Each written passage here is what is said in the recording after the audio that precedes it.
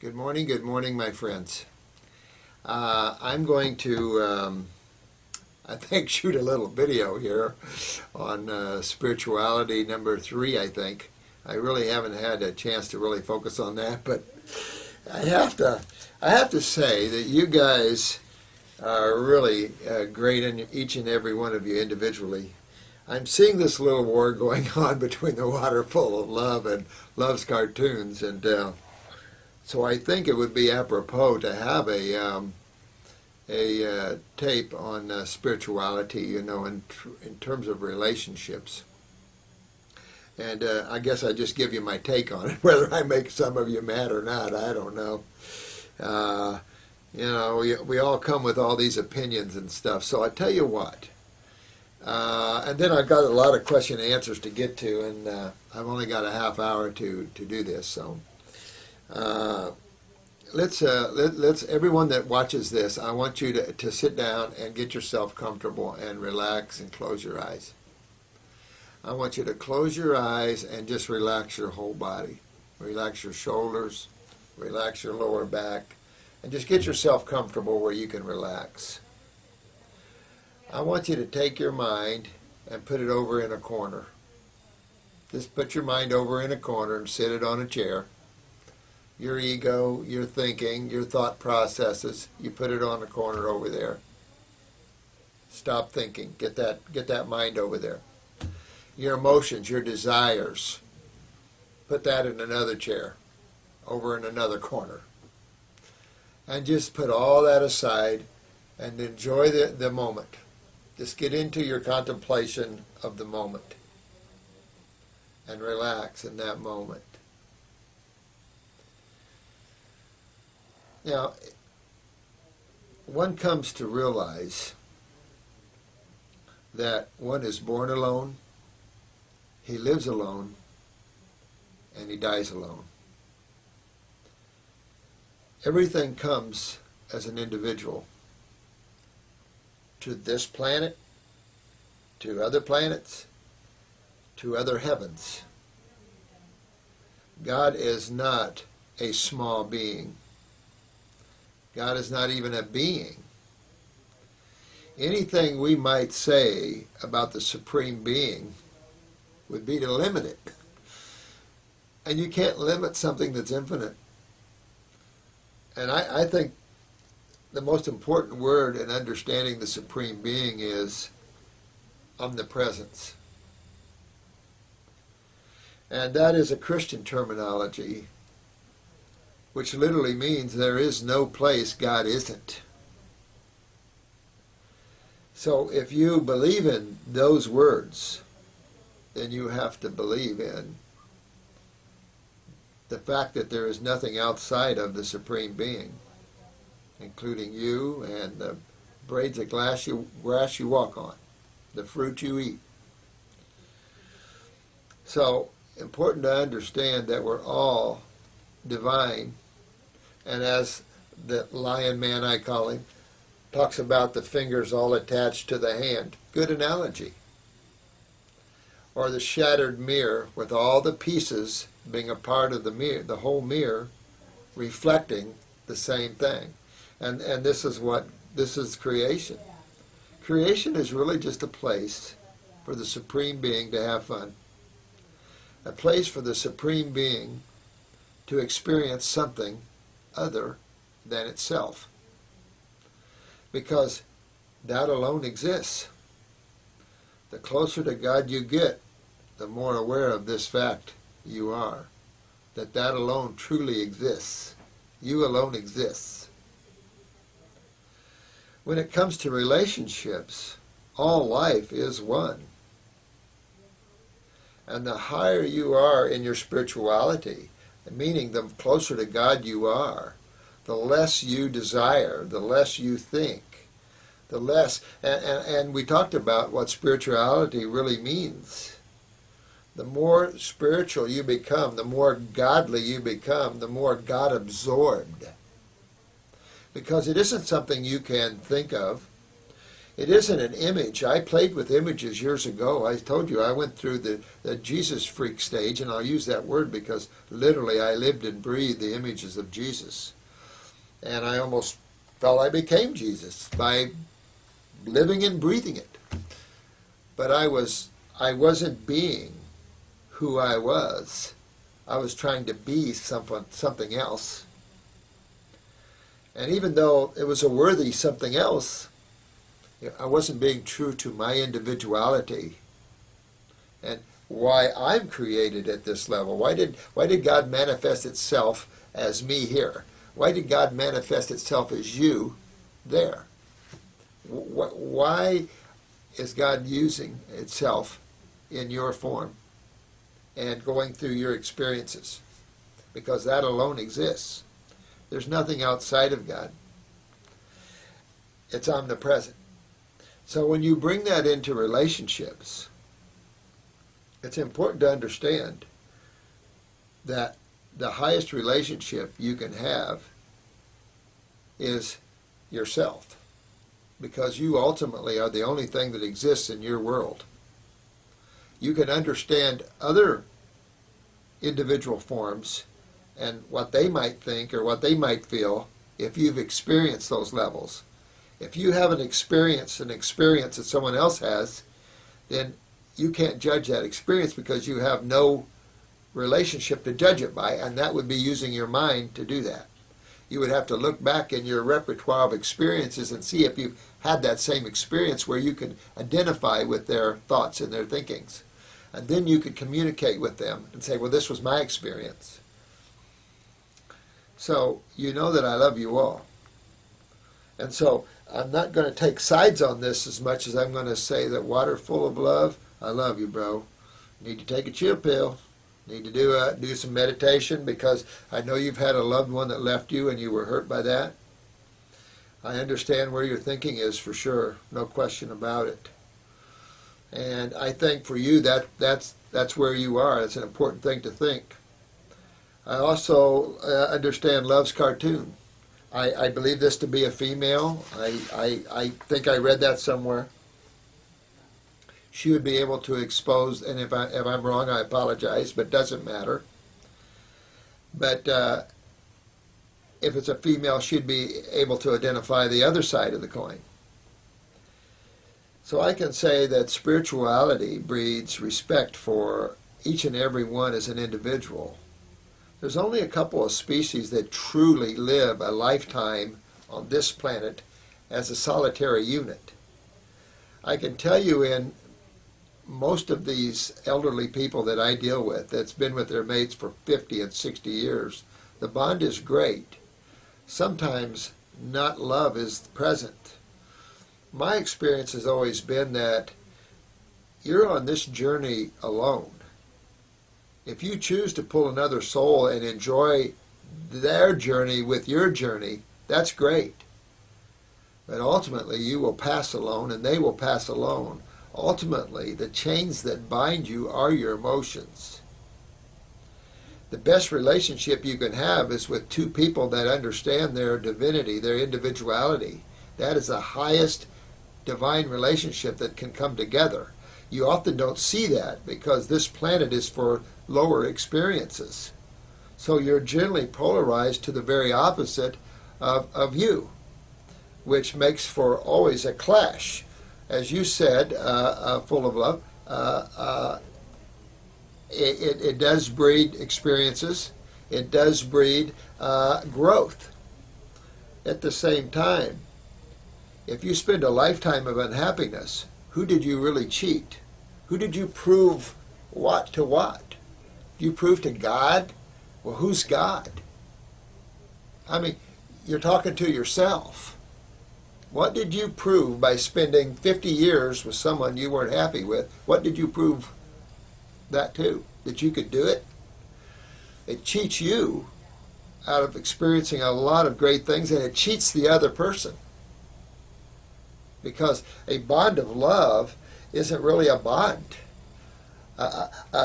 Love is really the divine love, is giving freedom to the other person to be and act who they are, and you're free to act who you are, and you come together as a relationship. That makes for the highest relationship, the respect that you give God, and understanding you see God in your mate. That's a true God-realized person, is when you see everything as God, even your mate. Those makes for a lot better relationships. When your relationship is pulling you down, you can sit there and take it. You can sit there and take a good beating too, and get up and say, "Well, I took it." But then you might have to get your teeth fixed, and you might have to fix some things because you laid there and took it. And that's okay if that's where you are, and it's okay. I want this site to be a growth for spirituality and health, and so I'm not going to disconnect anybody for that. I mean, if someone got real rude, yeah, I'm going to disconnect you, because this is a channel I would like you to learn growth and spirituality and love. Even if you have an opinion on marriage like that, Water Full of Love, that's your right. And the same thing with cartoons. Loves cartoons. I find that her very spiritual as well in that respect. I think there should be no disrespect between any of us. We are a good group of people that love. And opinions are opinions. Opinions are a dime a dozen. What really matters is who you are, and do you know who you really are, and are you digging on that? You have your joy. Do you have your ecstasy? Do you have your allness? Because in the end, you will pass from this planet alone. And so will your mate, or whoever you're with, or if you're not with anybody. Doesn't matter. You're going to pass alone. The problem is too many people love you. You tug of pulling you back. There's a lot to be said with energy you can't see, understanding what that can do. There's so much beyond this world that people haven't experienced, or at least bring to the conscious self in relationship to the Supreme Being and all these levels. I suppose that always you could divide religions to spirituality, because very few religions incorporate spirituality. Religions generally use control mechanisms, fear mechanisms, and if you don't, you're going to get this, or if you're a sinner, you're a sinner if you don't do this. And these are bizarre things to me when a religion has to use anything to control its people. If anything a religion should do, or a spiritual teaching, or a master, a saint, a savior, a Vaiguru, is to connect you to who you are. Is for you to understand and come to the awareness of your great divinity, and who that is in relationship to the huge divine, to that which is, to the Supreme Being. And so I've always felt that's the most important role of that.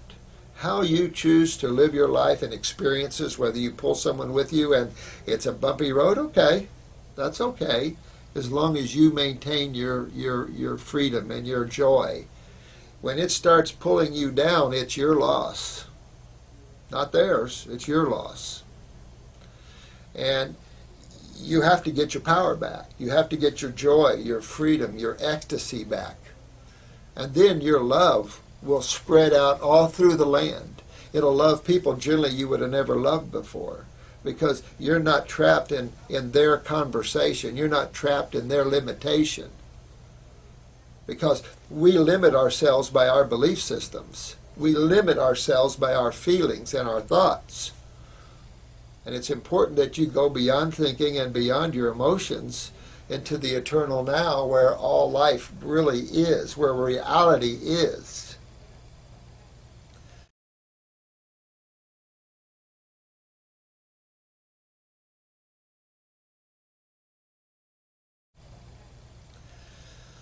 And you can link that to detoxification.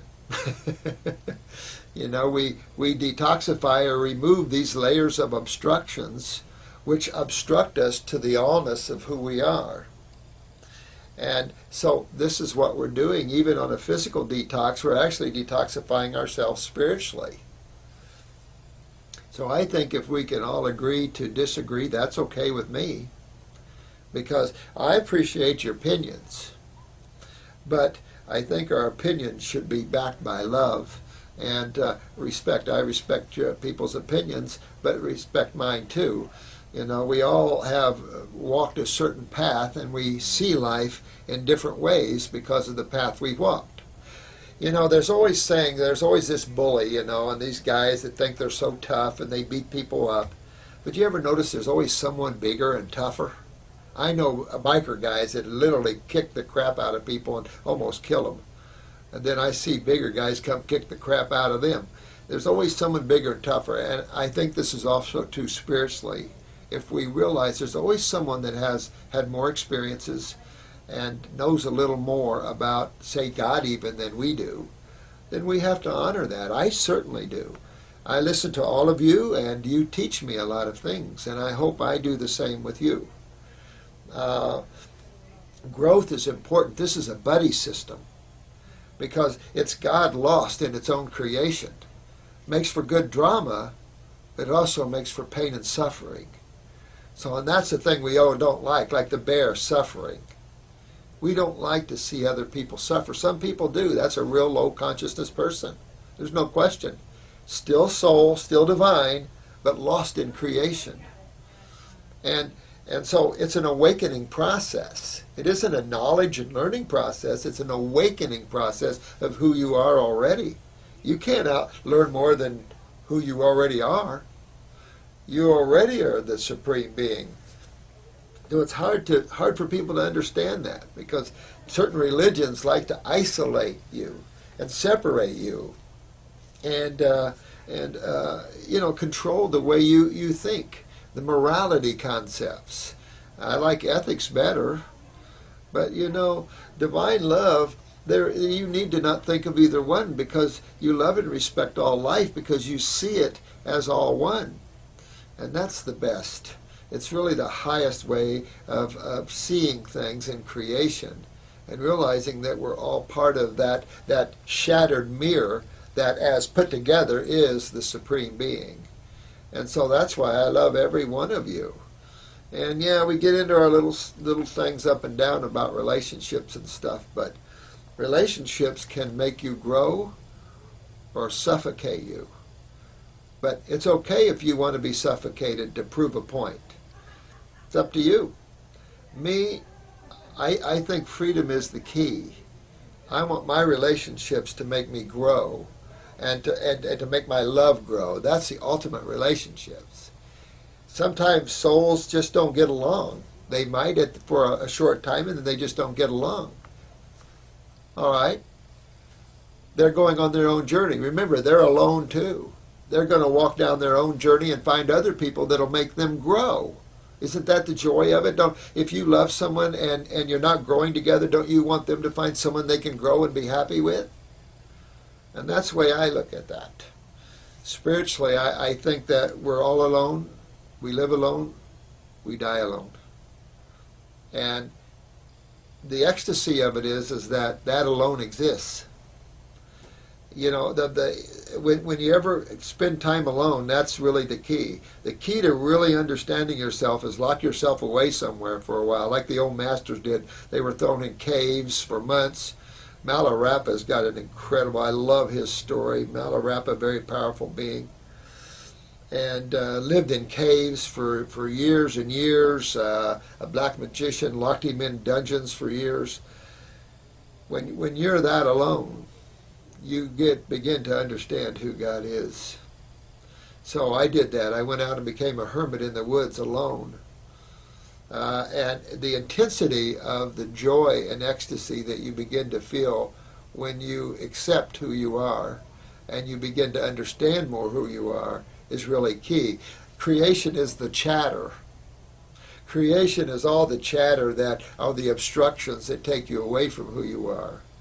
So true contemplation is finding that aloneness within the self.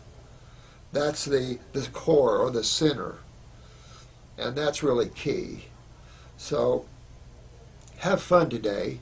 I know my time is short, and I would like to get to some of these questions, so I'm going to cut this video, and maybe they'll cut it, and then I'll get into some of these questions and answers. but enjoy who you are and enjoy the uniqueness and individuality of all of us. Everyone on this side, I love and respect you and appreciate your individuality. I love Love's cartoons, incredible. I love Man Full of Love there, Waterful. I love you. I love all of you guys. Keeping it civil, though, would be good. But I understand how, these subject matters can get intense before. I've been involved in some intense discussions myself through the years, but, it just doesn't matter. What matters is that you have your joy and you have your ecstasy and your love and you know who you are. It's your survival. These are survival techniques for creation because it's essential that you survive this. If not, you'll be clicking down the same road until you learn how to let go. You'll keep having the same experiences over and over again until you learn what I've just talked about.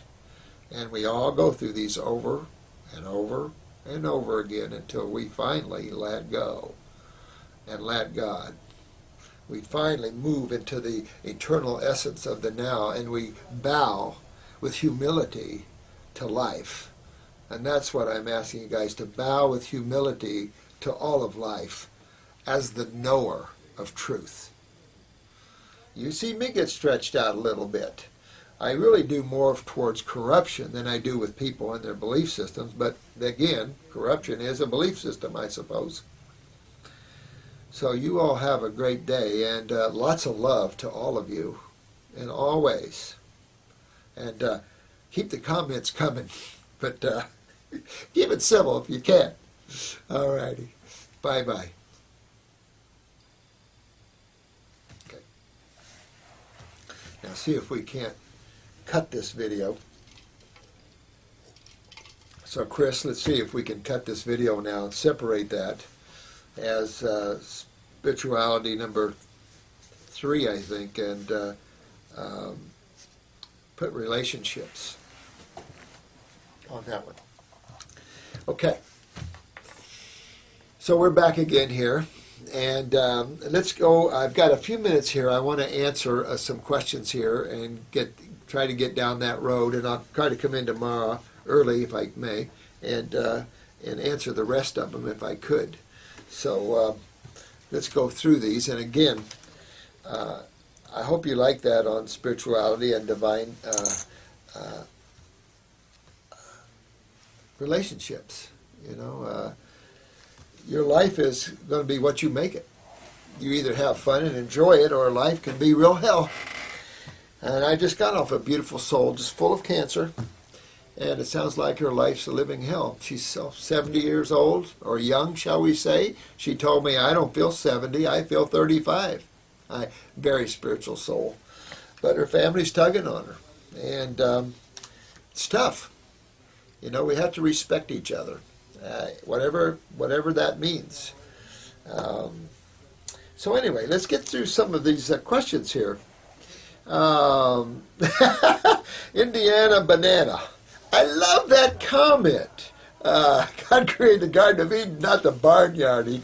I love that. I never heard of something like that. That's pretty good. I do like that. Susan in Florida. Yay to you too, my lady.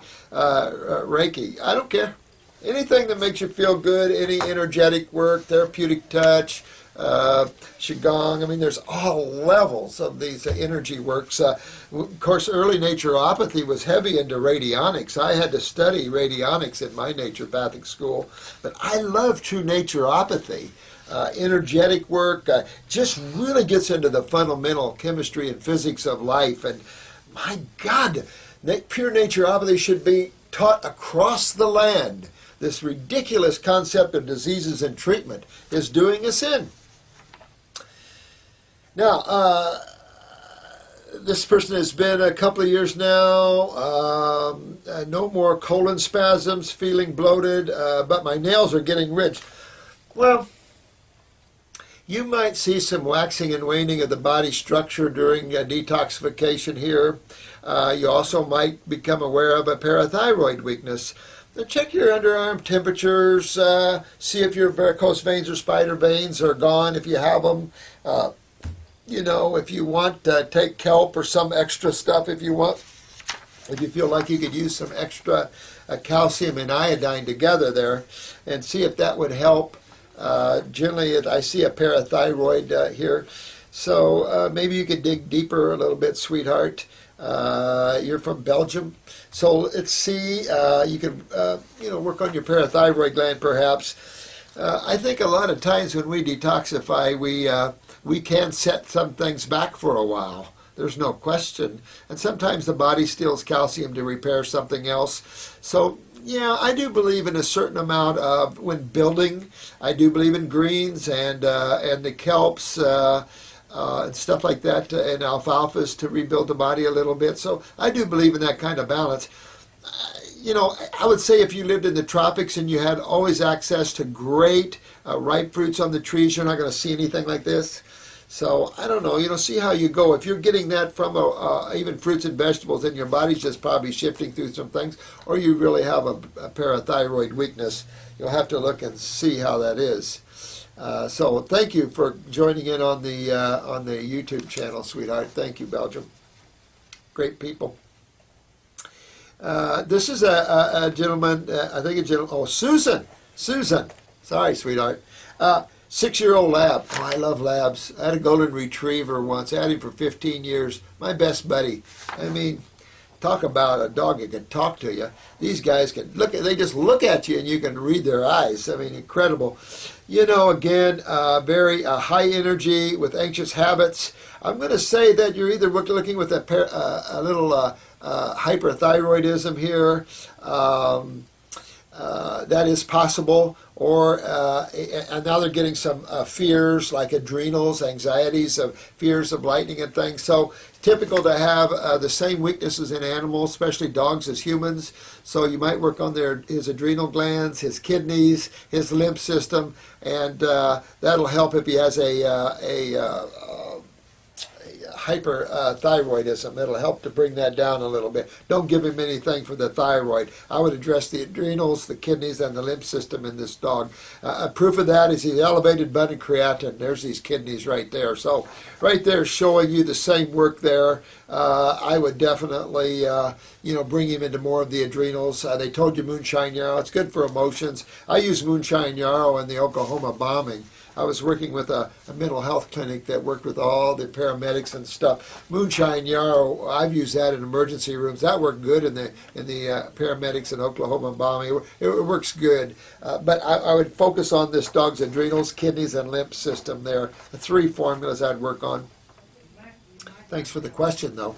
We love animals. I love to pull. Dogs are great to get healthy. I could tell you some cases where the dog was old, couldn't walk, and this lady detoxified this dog. I mean, she did. It literally went over. The dog was really coughing up a lot of stuff. But, man, this dog, I mean, it was an old poodle. And I mean to tell you, when she got done, it was like, my God, it became a young poodle. I mean, you talk about taking a poodle that looked 15 years. I think the poodle was 14 or 15 years old. I think it was a poodle. But this dog looked like it was 5 or 6 when she was done. I jumped back up on chairs, no arthritis. It was amazing. That kind of detoxified him kind of fast, though. I tell you, I went through a lot of detox symptoms, but man, did this dog ever look good. I mean, it was amazing. I should have taken before and after pictures. That was pretty good.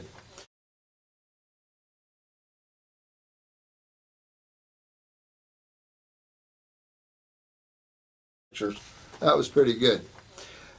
Cavities, absolutely. It's all about acids. You want your saliva to be base chemistry, and you want your lymph to be moving in your jaw because your lymph system infiltrates all your gums and your teeth. Remember, teeth are just cells. Gums are just cells. And it's typical to have these lymph nodes swollen. It's typical to have these swollen because it's typical to have kidneys not filtering the lymph system and the adrenals on top not allowing that to happen. So that is that's important to you. So again, someone asked me about a tea I think I mentioned the Heal All tea. Heal All tea. I remember we looked up on some lady's website. Someone brought it to our attention, and she took all my information on our Heal All tea, calls her tea the Heal All tea, same tea, and she said she got this inspiration from God.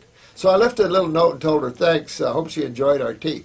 But she's selling that tea for $135. That makes me sick. This is the kind of thing we don't eat. I don't care if you guys make my formulas, but don't rip people off. Yeah, that was sad. But that's a good tea to wash around your mouth and to clean your gums and stuff, especially with mouth abscesses or cancers or things like this. That's a good cancer tea in the sense that it's not a tea for cancer. Cancer doesn't exist. This is a tea for cells that have been damaged by acids. It's got a lot of anti-inflammatory, a lot of antacids, a lot of healers in there, things like that. It's a good tea for douching, too, for women. I mean, atypical cells. I mean, a lot of women have a lot of vaginal wall issues, and excellent for douching. That's why I made the tea in the first place, and it's good for colorectal cancers. So it's a tea. That's why I call it heal-all tea. You know, it's probably a traveling snake oil salesman or something, but I probably had herbs in the last lifetime. People didn't understand how powerful they were. Because for some reason I just know what herbs go together. This question was about vitiligo or about skin spots. You know, if you're starting to see real skin pigmentation changes, it's your pituitary. I'd really detoxify myself, get up, maybe get a little pituitary glandular going there, or take an endocrine gland formula, really get the lymph moving in my head, use upper circ you could, and then at the same time moving your kidneys, adrenals, and lymph, and get on the colon there, work on your colon, always work on your colon, and then keep working on that. And I take Parasite M for fungus just in case these are fungal spots, and really just get the fungus out of the body too, but address that pituitary there, and that should help your skin spots there. I don't know why we have artichokes and asparagus on the acid side and the alkaline side. Let's just say they're in the middle. Oh yeah, Pocahontas, I am drinking your herbs. You're a sweetheart. Listen, a little strong, is it? You know, I had a biker friend, and I mean, this guy just chugged them right down. I'm going, my God, you know, the stronger the better. You know, when you take that lid off and you can feel that smoke, that's a good formula. I really think that. I did get into the Kangen water here about don't go up past 8.5. I really wouldn't do that. Someone asked me about moving the lymph, and that's really all I've been addressing actually, is really moving the lymph. Moving the lymph is understanding the connection that the kidneys have to it, and that is the doorway out. That's how you filter these acids, is through your skin or your two main kidneys, and your two main kidneys need to take the draw of it, and your adrenal glands control that. Just like the colon, you're seeing universally colon, kidney, and adrenal weaknesses throughout mankind. Except for a few islanders, like I've said, it's a pretty universal problem, and therefore we're seeing universal lymphatic problems, and it's really hurting a lot of people. So the best lymph movers on the planet is your astringents. That's your lemons, your grapes, your grapefruits, your oranges, your apples. The subacid and acid fruits are probably the best lymphatic movers there are. But, you know, getting the body more into a base chemistry is a cationic process, which then actually creates more of a rehydration process on that lymph. At the same time, really work on the kidneys. The lymph formulas I find invaluable at helping us to move these tumors out of people and cleaning their lymph systems up. I just find these herbs invaluable. I can't say enough about them. This sweetheart, she's always asked me, and I really would like to know how to pronounce your name correctly, but you've asked me to speak about radii solaris and leaky gut. And I did on a video back or so about these radii solaris. They're dark lines that emanate either from the bowel ring immediately around the pupil, or it actually goes all the way to the pupil. This means these areas of weakness originated in the embryo, which means they're genetic lesions or weaknesses, and that's just what they are. The leaky gut syndrome, I don't know what to say about that. There's a lot of different takes on the leaky gut syndrome. It's true that the GI tract is the embryonic trunk there. It's also true that a lot of the tissues of the body came out of that embryonic trunk. So there's a symbiotic relationship between the GI tract and obviously the organs and glands. There's no question about that. I think that's more neurological symbiotic relationship. Also, though, there's no question that the brain and the transverse bowel is connected. That's where you see the bulk of radii solaris is originating out of the transverse gut, stomach, and then up to the head area.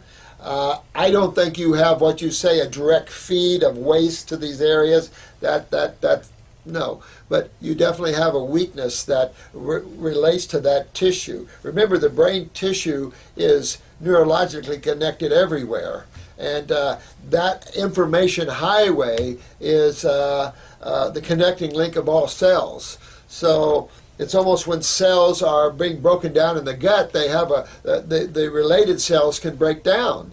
You can spasm in the gut and feel it in other parts of the body where that particular area of the gut is having problems. You can have chest pains from, say, mid-descending bowel where the heart actually originated off of the gut wall. You actually can have that relationship there where you're having inflammation in the mid-descending bowel and feel it in the heart. This is true with the kidneys and the knees and everything else. Knees are related to your kidneys and everything else. They used to say the knees are related to your gallbladder, but really they're related to the kidneys. So you can see a relationship to the body. It's built as one intertwined organism. So I don't know what to say about leaky gut. I would really get into the GI tract, and you got to heal up the bowels to heal everything else up anyway. The same thing goes with the kidneys and adrenals, though. So this is why you see me always going into the GI tract, always going into the kidneys, always going into the endocrine glands, and then into the lymph itself. That I call the Fab Four. You cannot go wrong addressing those 4 areas as a main focus. Whether your affordability is there to go on, okay, you can expand from there. If not, keep that as your focus. You always got to clean up the bowels. There's nobody with healthy bowels. And of course, the kidneys, there's very few people, I would say, even have very good kidneys. And then the adrenals are a mess. So this is really a big issue here. And I'm out of time. So anyway, there's so much I want to get to, and so I hope that answers your question. Sometime I'll get a big picture of an iris here, and I'll show you radii solaris. But they're like dark, and there are different levels of dark, but they're like dark lines radiating from the pupil or just outside of the pupil, which is the bowel ring, up into the brain predominantly. But they can radiate out through the body. I think I addressed pineal stenosis and all that. I did that. Hey, I'm getting good here. Someone asked me about the negative effect on bone health, but does low protein also? In other words, excess protein have a negative effect? Obviously. Excess phosphorus is going to leach your calcium out. So that's why you'll find the balance in fruits and vegetables. You'll find that 80-20. You'll find the phosphorus, little brother phosphorus, but you'll find the high calcium and magnesium with it. So that's why I say intellectually we've got to push that to the side and really go to the fruits and vegetables, and then we don't have to think about it. Low protein, no. No, you're going to always have that low phosphorus, and that's the key is low phosphorus. We're a society that thinks high phosphorus, high nitrogen, and that's medical thinking. That's what the problem is. That's why we see so much the breakdown of tissues from this thinking about that. So, and coconuts, and the trouble is eating nuts moderately. Now when you're detoxifying, we're not going to do nuts. Maybe coconut is the only nut. I love the pine nuts, the pignolia nuts. I could eat those by the handful, but then I start putting on weight when I eat nuts. Real concentrated foods. So anyway, I've got more to talk to you about. I'll do that tomorrow morning, or if someone doesn't show this afternoon, then I'll get to finish it up this afternoon. So thank you so much. I appreciate you enduring our website here, or our YouTube site, and I appreciate YouTube for letting this site exist, because we're really, I think it's vital that that we change the way man is doing business when it comes to his health care, because we're losing as a race, and we need to gain. And all you beautiful souls out there in the raw foods, you're turning this around. So I have to say, you're God's workers here, and not cliche God's workers. You're really the light givers. And that's what, even you, Waterful Love, be the light giver, be the love giver of life. Everybody, and same with you, Cartoons, Loves Cartoons, you're a light giver. You're all light givers, and I love you all. So thank you again for working with us and working with the YouTube videos and things and watching them. Thank you, and have a great rest of the day. All right, thank you. Bye-bye now. Thank you.